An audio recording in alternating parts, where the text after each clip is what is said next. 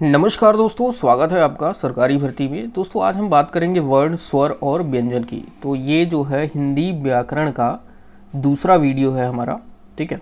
तो जो लोग पहला वीडियो नहीं देखे हैं वो जाके देख सकते हैं, क्योंकि स्टार्टिंग हम भाषा से की है कि हिंदी भाषा क्या है, सारी चीज़ों को लेके, ठीक है। तो आज स्वर, व्यंजन और वर्ण जो है इनके बारे में थोड़ा अच्छे से जान लेते हैं। फिर धीरे धीरे जो है हम लोग संधि और जो है छंद, अलंकार, ये जितने भी टॉपिक्स हैं सब कवर किएंगे। लगभग मान के चलिए कि जितने हिंदी व्याकरण में टॉपिक्स आपको जो भी अदर बुक्स होते हैं उनमें लिखे रहते हैं वो सब मिल जाएंगे आपको यहाँ पे, ठीक है। तो चलिए इसको बेसिक से समझते हैं कि वर्ण किसे कहते हैं। तो वर्ण की जो परिभाषा है, हमारा वर्ण की जो हमारी परिभाषा है वो है, वर्ण उस मूल ध्वनि को कहते हैं जिसके खंड या टुकड़े नहीं किए जा सकते हैं, या हिंदी भाषा में प्रयुक्त सबसे छोटी इकाई वर्ण कहलाती है। जो अब ये बहुत ही बेसिक तौर पे लिखा हुआ है और आराम से लोगों को समझ में आ गया होगा, ठीक है। जो जिसके खंड नहीं किए जा सकते और जो सबसे छोटी इकाई होती है। जैसे एग्जाम्पल में मैंने यहाँ पे दिया आ, ई, मतलब बड़ा इसको कहते हैं, लेकिन ये तो बस स्टार्टिंग में जब बच्चे पढ़ते हैं तो छोटा ही बड़ा हो, लेकिन जो यहाँ पे ई और ई जो है कहलाता है, ठीक है। ऊ है ना, बड़ा ऊ कह सकते हैं, तो आदि। तो ये जो चीज़ें हैं इसके टुकड़े नहीं किए जा सकते, ठीक है। और ये जो है हमारी भाषा की छोटी इकाई जो है वर्ण कहलाती है, ठीक है। तो सिंपल सा एक बेसिक डेफिनेशन था हमारा, एक तरह से कह सकते हैं वर्ण की परिभाषा ये है, ठीक है। और ये बहुत ही छोटा वीडियो होगा एक तरह से कह सकते हैं, क्योंकि इसमें स्वर, व्यंजन और वर्ण की ही बात की गई है। और बड़े बड़े जैसे वीडियोस जैसे बनेंगे हमारे आने वाले जैसे होंगे ना, उसमें बहुत सारे एग्जांपल्स दूंगा मैं आपको, ट्रिक्स भी दूंगा, ठीक है। और जैसे आपको एक तरह से कहते हैं कहावतें है, मुक्तियाँ और संधि, संधि विच्छेद, ये सारी चीज़ें होती हैं ना, बड़ा बड़ा एक तो शॉर्ट ट्रिक से आप लोग समझोगे ही समझोगे, और साथ में अब उसमें जो है संधि विच्छेद जो होता है उसमें ज़्यादातर लोग कंफ्यूज होते हैं, ठीक है। वो सारी चीज़ें आप लोगों को समझाई जाएंगी, ठीक है। तो नेक्स्ट स्लाइड है हमारा हिंदी वर्णमाला, ठीक है।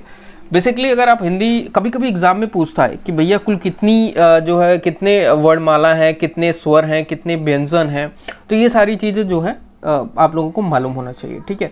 इसीलिए मैं बेसिक से आप लोगों को जो है बता रहा हूँ। तो हिंदी वर्णमाला स्वर और व्यंजन से मिलके बनती है। तो अगर हिंदी वर्णमाला जो है किससे मिलके बनती है, स्वर और व्यंजन से।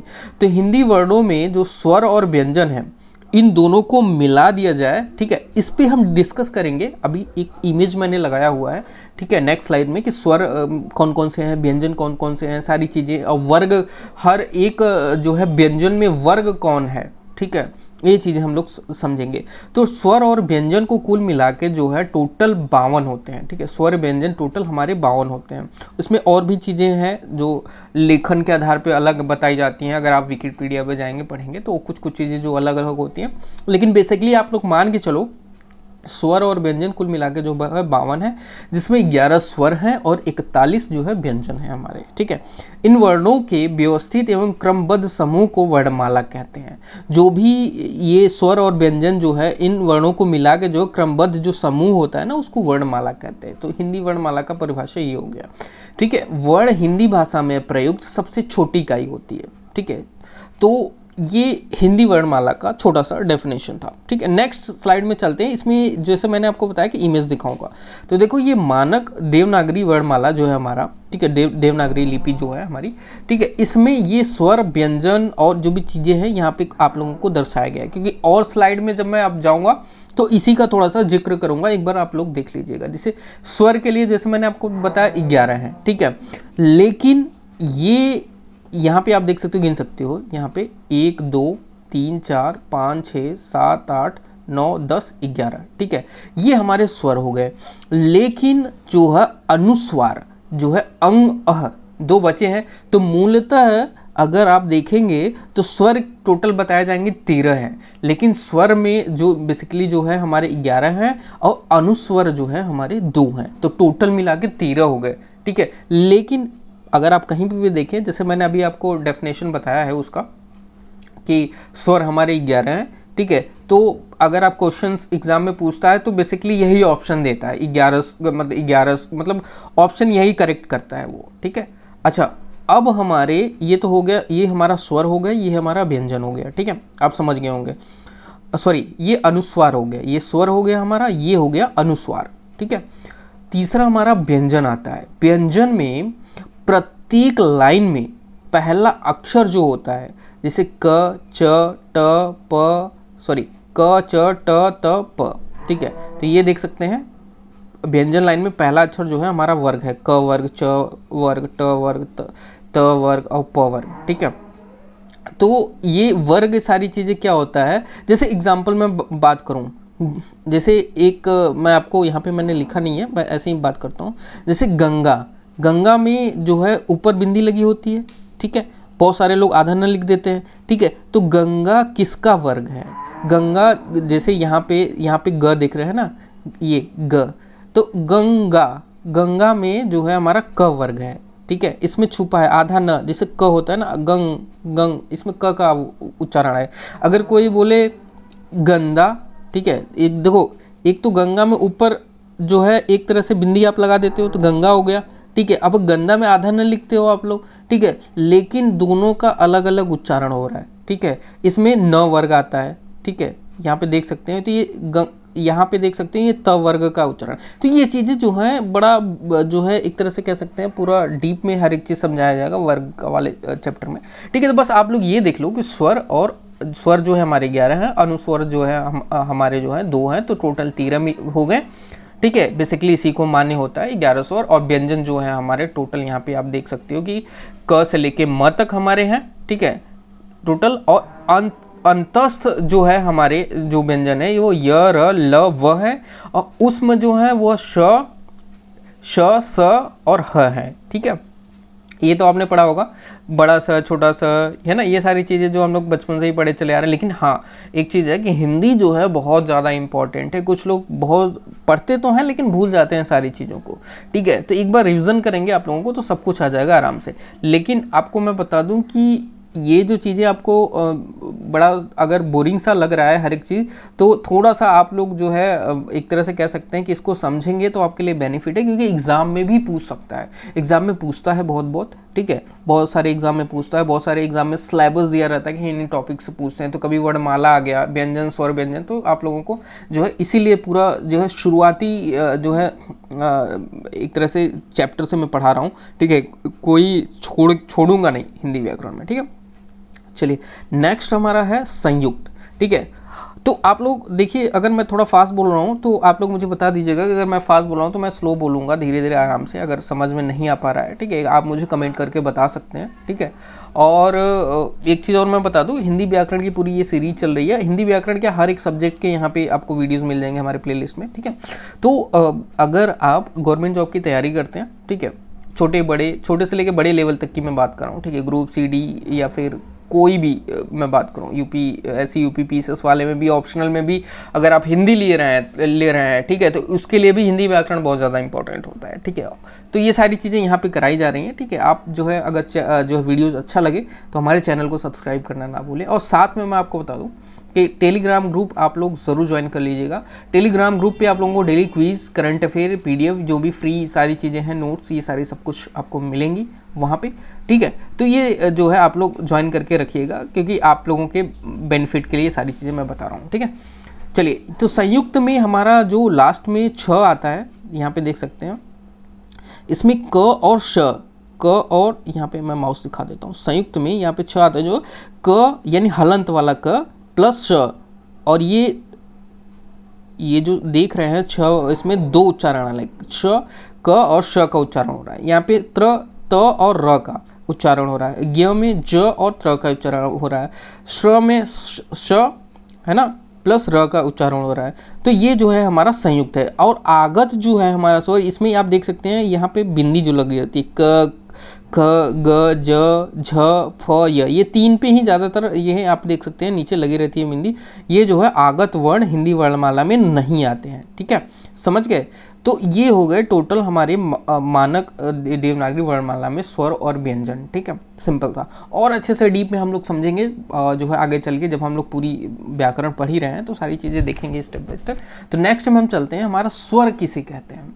स्वर आप लोगों को मैंने बताया कि मूलतः 11 बोले हैं, और वैसे अंग अह को जोड़ा जाए अनुस्वार को तो मिला के 13, ठीक है। तो स्वर की अगर परिभाषा अगर पूछे तो स्वर किसे कहते हैं, तो स्वर उन वर्णों को कहते हैं जिनका उच्चारण बिना किसी अवरोध तथा बिना किसी दूसरे वर्ण की सहायता से होता है, ठीक है। ये सिंगल एक बंदा है, बिना किसी हेल्प की मतलब बिना किसी मदद से जो है जो उच्चारण होता है उसको जो है हम स्वर कहते हैं। जैसे यहाँ पे एग्जांपल है अ, इनका कोई जो है दूसरा वर्ण नहीं है ना, अ आ ई सॉरी अ आ ई उ ऋषि, ठीक है। फिर उसके बाद ए ओ औ, ठीक है। ये सारी जो चीज़ें हैं ये स्वर कहलाती है। तो स्वर जैसे आप लोगों को पता है, अब तो बार बार मैं बोल रहा हूँ, तो कितने स्वर हैं, तो टोटल हमारे 11 स्वर हैं। बार बार इसलिए बोल रहा हूँ कि आपको आपके दिमाग में बैठ जाए और रिविजन हो जाए, ठीक है, आप लोगों को याद हो जाए, ठीक है। तो ये हमारे जो होंगे स्वर कहलाते हैं। नेक्स्ट हमारा है स्वर जो है कितने प्रकार के होते हैं। तो स्वर जो है बेसिकली इसमें और एक संयुक्त जो है स्वर आता है ये सारी, लेकिन अगर मूलतः देखा जाए तो स्वर 3 प्रकार के, कहीं भी आप देख सकते हैं, बुक में भी लिखा है, लेकिन विकिपीडिया इन सब पे जाएंगे आप और भी चीज़ों पे देखेंगे, ठीक है। तो ये जो है बहुत लोग 5 टोटल, वैसे बेसिकली 3 प्रकार के होते हैं, वहाँ पे 5 का भी जो है जिक्र किया जाता है, ठीक है। तो आप लोग 3 जानिए, ठीक है। स्वर जो है हमारा ह्रस्व स्वर है, दीर्घ स्वर है, लुप्त स्वर है, ठीक है। टोटल 3 है। इनकी थोड़ी परिभाषा हम देख लें। ये दोनों मेन ह्रस्व और दीर्घ मिलाकर टोटल 11 होते हैं। अगर आप जोड़ें तो 1 2 3 4, ये 4 हो गए ह्रस्व स्वर, और जो है दीर्घ स्वर जो हो गए हमारे 1 2 3 4 5 6 7, तो 7 और 4 मिला के 11, ठीक है। मूलतः ये देखा गया है, ठीक है। और देख लेते हैं इसकी पूरी परिभाषा, हम लोग देख लेते हैं कि जो है ह्रस्व जो है स्वर क्या है। तो जिन स्वरों के उच्चारण में कम से कम समय लगता है उन्हें ह्रस्व स्वर कहते हैं। यानी जो अगर आप मुंह से कोई शब्द बोलते हैं जिन उच्चारणों में जो बहुत ही कम समय लगता है उनको जो है हम ह्रस्व स्वर कहते हैं। तो वो लगभग यहाँ पे देख सकते हैं कि यहाँ पे 4 हैं, जैसे अ ई उ ऋषि, बहुत कम समय लगेगा, आप खुद जो है प्रैक्टिस करके देखें, आप खुद बोल के देखें, ठीक है। तो इसमें कम जो है टाइम लग रहा है, तो इसको जो है हम जो है ह्रस्व स्वर कहते हैं। दीर्घ स्वर की मैं बात करूं तो दीर्घ स्वर में जिन स्वरों के उच्चारण में ह्रस्व स्वरों से दुगुना समय लगता है, यानी जो आप मुंह से बोलते हो कोई चीज़, जैसे ह्रस्व स्वर में बहुत छोटा जो है बहुत आसान तरीके से बोल लेते हो, इसमें डबल जो बोलते हो उसको दीर्घ स्वर कहते हैं, ठीक है। जैसे इसमें एक एग्जांपल है, ये टोटल 7 हैं यहाँ पे। जैसे आ, इसमें थोड़ा सा और टाइम लगा, जैसे ओ, ये सिंपल सा पढ़ रहे हो आप, मतलब आवाज़ निकल रही है एक तरह से, और ये आ मतलब इसका डबल निकल रहा है आवाज़, है ना।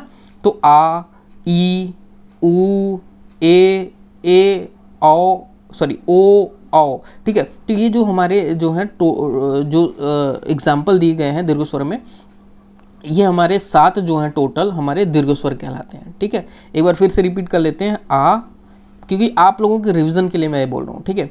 आ ई उ ए ओ औ, ठीक है। तो ये जो हमारे टोटल है 7, ये है हमारे दीर्घ स्वर। नहीं, ह्रस्व स्वर सिंपल सा एक अगर बोला जाए तो आप बोल सकते हो कि ह्रस्व स्वर जिसमें कम समय लगता है उसको ह्रस्व स्वर कहते हैं। जो कम समय जो उच्चारण करने में लगता है किसी भी शब्द को, उसको ह्रस्व स्वर करते हैं। और जो दीर्घ स्वर है ह्रस्व स्वर की अपेक्षा दुगुना समय लगता है, उसको जो है हम दीर्घ स्वर कहते हैं, ठीक है।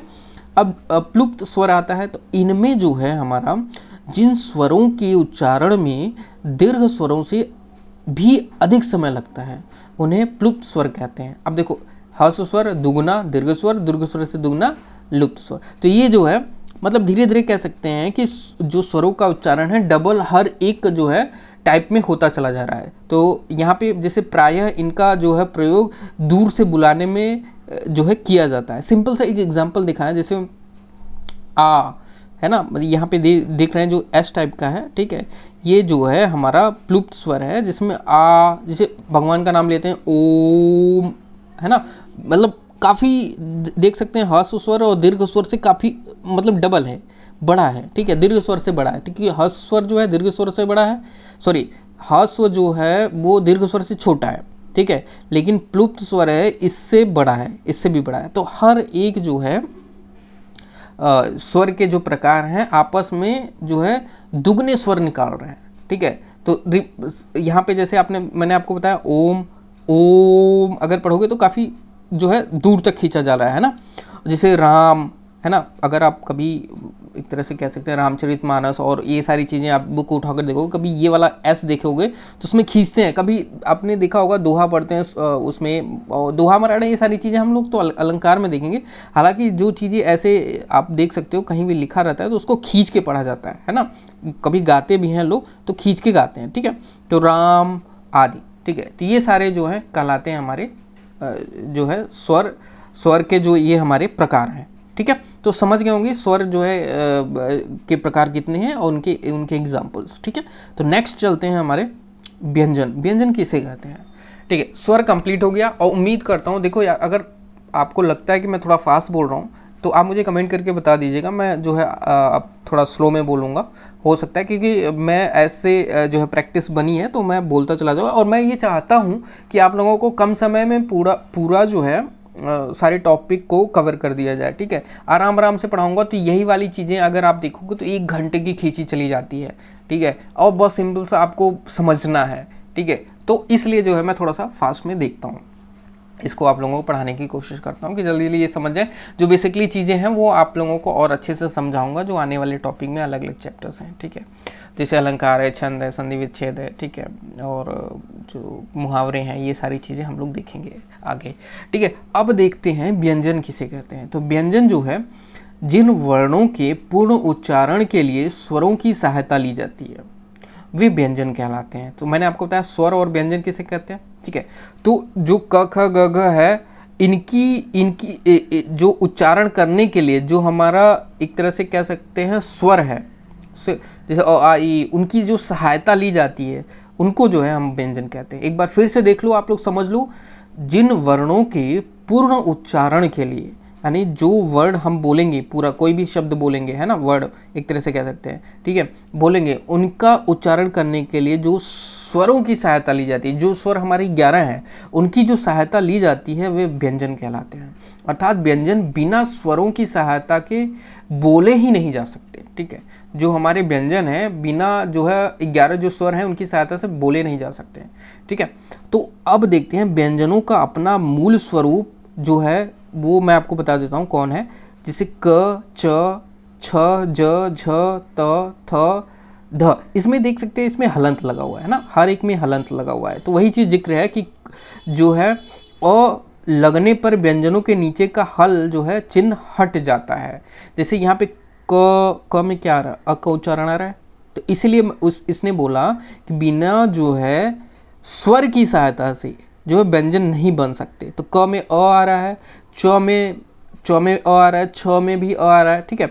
तो अब एक यहाँ पे देख सकते हैं, तब ये जो है अगर आप हलंत को हटाएंगे, ठीक है, हलंत को हटाएंगे, अ को हटाएंगे, ठीक है, यानी व्यंजनों की सहायता से एक तरह से कह सकते हैं जो स्वर हमारे 11 हैं उनको यहाँ पे हलंत लगा रहता है, उनको जब हटाएंगे तो ये हो जाएगा क, च, छ, ज, झ, त, थ, द, यानी हलंत हटाएंगे, यानी इनकी किसकी मदद से, हमारे जो 11 स्वर हैं उनकी मदद से अगर हटाएंगे तब ये पूरा बनता है क, च, छ, ज, झ, त, थ, ध, ठीक है, ये बनते हैं। तो सिंपल सा ये हमारे व्यंजन कहलाते हैं, ठीक है। नेक्स्ट हमारा है, देखिए अब ज़्यादा नहीं है, 2-3 स्लाइड होंगी, बहुत छोटी छोटी हैं और 1-2 मिनट में मैं कंप्लीट कर दूंगा, आप लोगों को टेंशन लेने की ज़रूरत नहीं है, ठीक है। आप लोग बस इसको समझ लो अच्छे से कि स्वर व्यंजन वर्णमाला किसे कहते हैं, बस ये समझ लो, यही एग्जाम में पूछे जाते हैं, ठीक है। तो व्यंजन के 3 भेद हैं, जैसे स्पर्श, अंतस्थ और ऊष्म। यहाँ पे 3 जो है स्वर दिखे गए हैं, ठीक है, यहाँ पे लिखे गए हैं, ठीक है। तो व्यंजन अगर कुछ पूछे सॉरी, व्यंजन जो पूछे अगर कोई, तो व्यंजन जो है हमारे 3 प्रकार के होते हैं, ठीक है। तो पहला कौन सा है, स्पर्श है, दूसरा अंतस्थ है, तीसरा ऊष्म है। चलिए इसको देख लेते हैं। जो स्पर्श व्यंजन है इनके इन्हें जो है 5 वर्गों में रखा गया है।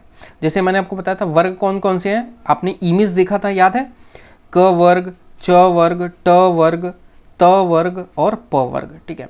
तो ये हमारे वर्ग हैं। तो जो है स्पर्श व्यंजन जो है हमारे, आप देख सकते हैं यहाँ पे इन्हें 5 वर्गों में रखा गया है और हर वर्ग में 5 व्यंजन हैं। आप देख सकते हो, इसको गिनो, 1, 2, 3, 4, 5। तो हर वर्ग में 5 व्यंजन है और हर वर्ग का पहले वर्ग के अनुसार रखा गया है, ठीक है। जो हर वर्ग का नाम है पहले वर्ग जो है वर्ग के अनुसार रखा गया है। तो यहाँ पे ये देख सकते हैं कि क का पहला जो है वर्ग जो है हमारा क वर्ग, यहाँ पे च का च वर्ग। तो इस हिसाब से आप देख रहे हैं क च ट त प, ये हमारे वर्ग हैं, ठीक है। अगर कोई पूछेगा वर्ग जो है कौन कौन से हमारे हैं और जो है जो हमारे स्वर हैं उनमें कौन सा हमारा वर्ग कहलाता है, ठीक है, पहला अक्षर जो हमारा वर्ग है। तो ये जो स्पर्श व्यंजन में ये सारी चीज़ें आती हैं। नेक्स्ट हमारा अंतस्थ व्यंजन है। वो अंतस्थ निम्न 4 होते हैं जिसमें य र ल व। ये चीज़ें आपको मैंने इमेज में बताई है, साथ में रिविज़न में आपको कराऊँ। इमेज में आपने देखा होगा, दूसरे वाले स्लाइड में मैं आपको दिखाऊँगा अभी। जैसे वीडियो अभी मैं जो है पूरा कंप्लीट हो जाएगा तो लास्ट में एक इमेज दिखा दूंगा, वो एक फिर से रिवीजन हो जाएगा आपको, ठीक है। ठीक है, उसमें व्यंजन जो है 4 होते हैं जिसमें श स स ह, ठीक है। तो ये जो है हमारे टोटल व्यंजन के टाइप्स हैं। तो ये कंप्लीट हो गया और मैं आपको एक बार इमेज फिर से दिखा देता हूँ, ठीक है। आप देख लो, यही चीज़ों का जिक्र है, अंतस्थ, उष्म और संयुक्त। ये चीज़ें मैंने आपको दिखाई, देखिए अंतस्थ, उष्म और संयुक्त। इसमें वर्ग के बारे में ये डिस्कस कर दिया गया। ये इमेज जो मैंने आपको दिखाई थी, ये सारी चीज़ें मैंने आपको समझा दी। तो देखो यार, आपको वर्ण, ठीक है, स्वर और व्यंजन उम्मीद करता हूँ अच्छे से समझ में आ गया होगा।